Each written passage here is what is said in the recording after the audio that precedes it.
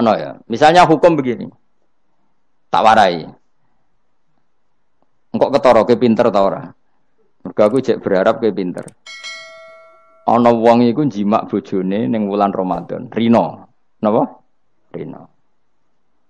Hukume piye? Jimak bojo ning Ramadan hukume batal ora? Batal. Pinter senodok pinter separo lah. Kemudian jimak bojo ning wulan Ramadan itu hukumannya berat.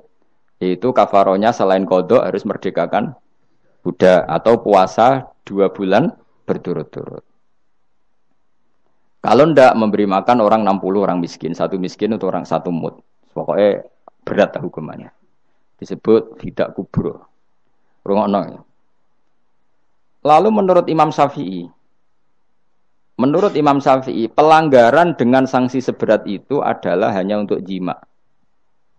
Sehingga kalau kamu batal lewat makan, ya tidak kena hukuman seberat itu karena makan tidak jima aja tidak makan. Cara cangkem elek wis suwe bah nang jima ra makan ra jima. Cara cangkem elek. Mergo jima dianggap terlalu seru, meskipun halal dianggap seru. Cek kurang ajar poso-poso batal demi jima bojone. Ya tentu iki contoh bojo ayu, bojo elek wis ora kepikiran. Ya coba bayangno mosok lho Gus, ngempet sedina ra kowe bojomu elek dadi ra bayangno. Kowe iku aja bayangno ambek awakmu to. Iki bayangno iku wong Arab mangane daging, ke mangane mendoan. Mendoan tempe apa meneh? Apa sing tahu apa badem iku? Tahu susur terus apa? Jadah terong yo mesti subhanallah. Ora iso dikiyasno. Wis mangane mendoan bojone elek yo ora ngarah kecelakaan ngono. Iku bayangno wong Arab mangane daging bojone ayu. Wes Mustafa khusuk lah cara wong Arab sing ayu bangir ngono. Wes ora ngarep iso ngempet tak jamin. Posisi gelem halal. Jadi kok coba yang awakmu dhewe sing mangane napa? Mendoan tahu susur kan. Jadah. Iku ora sereten nek sak apik. Kula pertama mangan jadah iku kaget. Kula niku kan rodok kiai lho. Rodok kiai iku nak mangan niku golek sing gampang, bar jatah tak pangan kelet kabeh bingung. Suwe-suwe ning Jogja kulino, kenapa dhisik ora kulino mangan yang seperti itu. Suwe-suwe saiki kulino. Alhamdulillah ora tau keleleden. Pertama keleleden. Aneh cara daerah kula kan apa? Aneh. Pomene jenenge jadah kok elek temen. Kira apa maknane jadah? Jenenge tok sing elek, rasane enak. Maksudnya jadah ketan sing enak ora mbok terusno. Oh, musuh zaman hoax ini bahaya nek gak diterangno detail. Rungokno tenan, iki tak latih alim ya, mergo ilmu barokah. Kula nu untuk barokah ulama-ulama sing mun kabundut maupun sing ijek sugeng. Rungokno. Sehingga cara Imam Syafi'i ya jima itu tidak makan itu tidak jima. Oke, kita setuju.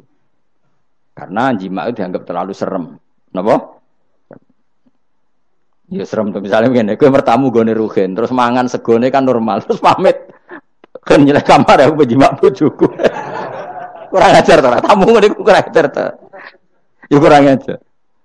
Tapi cara pikiran Imam Malik, ini mazhab Maliki, kenapa hukumannya seberat itu?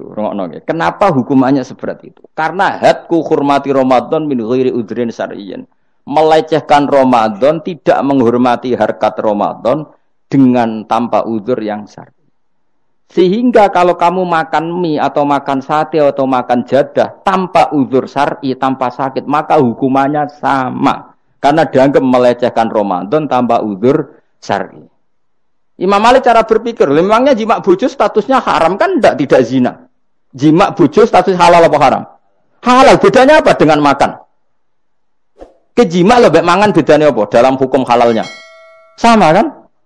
Kenapa hukumannya berat padahal jima itu halal? Karena hadku hurmati Ramadan min ghairi udhrin syar'iyyin, merusak kehormatan Ramadan tanpa uzur syara' sehingga dihukum seberat itu. Kalau gitu tidak harus jima, makan ya sama, rokokan ya sama, apa saja sama. Paham ya? Ya sudah seperti itu, namanya al-hikin nazir bin nazir wal asbah bil asbah. Maka menjadi lazim dalam hukum fikih ketika sesuatu disebut itu mewakili yang lain, yang semakna, jadi buat kias. Saiki wong malah gergakno sunah Nabi keliru. Sunahnya mana? Sunah mbahmu. Zaman Nabi Sugeng wis ana kias. Justru Nabi menyuruh kita pakai kias karena sunnah itu tidak cukup. Kenapa tidak cukup? Karena Nabi yang pernah dilakukan Nabi tentu jumlahnya terbatas. Mau tidak mau dalam hukum terkini kita pakai kias. Nah, saya sidik-sidik orang oleh kias kudu sunnah. Maka untuk melawan seperti itu saya kudu cangkem elek gerem. Tapi cangkem elek kerape ulama kok cangkem elek. Malah tak wakil lo kowe sing wis pantes cangkem elek ngono. Kalau di murid, cangkem elek kan, ya kok gue ngono maksudnya ditakoki. Gimana hukumnya salaman setelah sholat? Oh enggak ada tuntunannya, bid'ah. Jare sing sitok, kubu sebelah mau carane.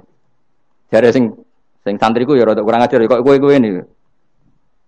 Jare santriku, ya ndak usah dihukumi bid'ah, biasa saja. Mana ada di fikih hukum biasa saja? Ya pokoknya biasa saja. Alasannya apa? Kamu setelah sholat ke kamar mandi boleh enggak? Boleh. Kamu setelah sholat kencing boleh enggak? Boleh. Ke kamar mandi kencing boleh. Lalu nyalakan HP? Boleh.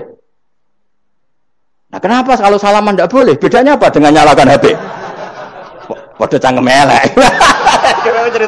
Cerita cangkem elek. Maksudnya itu akhirnya satu-satu yo satu-satu. Lah kula sebagai kecelok wong alim do takok aku, dua-duanya takok. Cara jenengan sepundi? Padha nganggure ya mrene ngono. Lah kok saged Gus ning dinggon argumentasi hukum kok ketemu pangeran debat ben pangeran sing mutusno. Karena niku sepodo lucune. Padha lucune lha wong padha nganggure debat ngono lah apa. Nek kowe wong parek pangeran, bar salat ben nguyo ya nguyo, timbang nguyo ning masjid. Sing kepengin salaman nggih monggo salaman. Ora mbek wong ayu mbek Rugen Mustofa ora ape sahabat nang padha. Ya monggo. Sing ape jagungan nggih monggo, wis biasa wae. Sementing nak bersolat bersalam wis aja salat meneh, engko salat ba'diyah. Jadi dulu Nabi malah nak bersolat mesti omong-omongan. Mergo kesunatane memisah salat fardu dan salat sunat. Maka lakukan sesuatu, di antaranya merubah tempat duduk atau ngendikan. Jadi dulu itu enggak terikat. Ayo, ngono iku jenenge kias. Kalau kamu bersolat, boleh enggak kamu setelah salat nyalakan HP? Ya boleh. Boleh enggak setelah salat nge-SMS orang? Ya boleh. Kok enggak dihukumi bid'ah? Kenapa salaman tok yang tersangka? Nah itu kias. Tapi kalau terus mendingin berhubung sama-sama nggak ada dalilnya, milih yang nggak salaman. Tepaan pinggirnya kira cocok. Ya, tapi ada ngono jujur. Yang ini enak cocok salaman, ala cocok ora usah. Malah angel meneh kan hukum ngono kan. Tapi susahnya apa sih kita tidak ngomong seperti itu? Sing salaman yo keben, wong ini alam demokrasi. Saya salaman yo keben ya biasa wae. Wong bar salat itu perintah pangeran eling pangeran. Ya sudah. Ana sing eling pangeran lewat salaman, ketemu wong mukmin. Ana sing carane eling pangeran nundu wilu terus ngaca tasbih. Ana sing nganggo tasbih bid'ah, nganggo drijine. Ya monggo sementing aja misoi wong. Susah ya apa sih? Waras sithik maksudnya ilmiah sithik. Nah, sekarang saya tak bedheki, saiki mazhab Maliki apa Hambali, apa Syafi'i. Mau lho bedhekan mau. Maka terus diputuskan kalau enggak ada sunnah Rasul maka al-hikin nazir bin nazir hukum sing mirip-mirip. Sekarang begini misalnya contohnya. Saya berkali-kali cerita ini anekdot tapi nyata. Ada seorang alumni penggane nabok ibu Juni. Nabok itu kan dengan tangan. Nabok dalam bahasa Jawa dengan tangan kan. Bareng kiai ini dilapuri. Kandhane, "Hen, aja geman nabok ibu bojomu." Gang rong wulan bojone Rugen lapor aku, "Gus sakniki mboten naboki, nyaduki." Bareng Rugen tak celuk, "Hen, kok cek nyaduki piye?" Jare sing haram naboki, Gus. Sakniki tak leh nyaduki. Terus aku mending ngene, "Ya aja nyaduki." Gang rong wulan bojone lapor, "Sakniki ngidoni." Hanya karena terjebak tekstual, apa? Tekstual. Berhubung naboki tidak nyadui, kalau naboki haram nyadui ra mesti haram, itu terjebak apa? Tekstual.